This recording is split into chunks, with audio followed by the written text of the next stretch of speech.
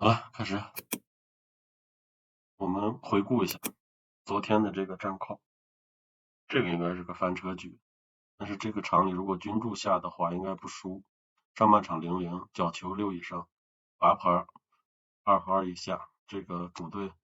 下半场1，上半场5罚盘，然后小注这个没出来，上半场比分确实没打出来，然后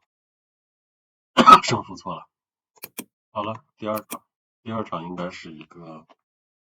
爆冷吧，这两个实力还是差的很大的。英超的第7名面对这个英甲的18，居然能给打成闷平，哇塞，这个是真的没想到。但是我们这场如果输也是小输，因为我们把角球拿住了，主队3-6，完后罚盘也拿住了，主队1和2，客队0和1，这个没出来。这场还行，哎，这个如果你有心的话，进攻点可以打一打，所以进球啊，这个就是个小玩吧，不建议玩。昨天那个水位也是看这个诺汉森林一般，大家都觉得一般，可能买上盘吧，结果打出大比分了。这个是我预测，这个最近流浪者的状态一差就跌得很厉害，我也把这个冷门爆出来了，大家看一下这个小冷就是出大比分，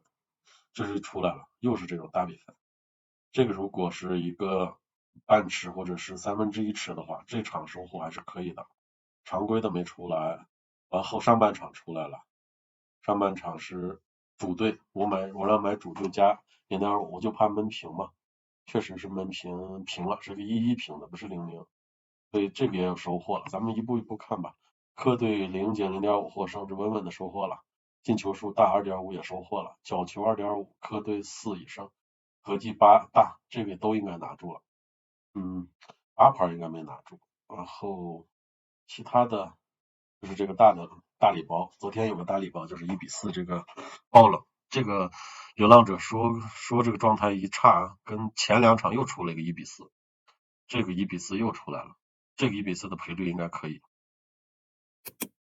完后我们看一下曼联的世界杯队状态还是一如既往的好，全进来了，基本回来了。阿根廷这个没来，应该还在阿根廷的吧，马丁内斯。完后曼联这个打出来了，上盘打出来了，大家觉得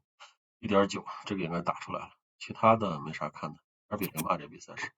2-0，上半场好，这个曼联应该赢的还可以，你看曼联这个减1.5，这个曼联获胜，稳稳拿住了，上半场曼联胜也拿住了，角球数主队5以上，客队3以下，总计7以上，这也拿住了，完后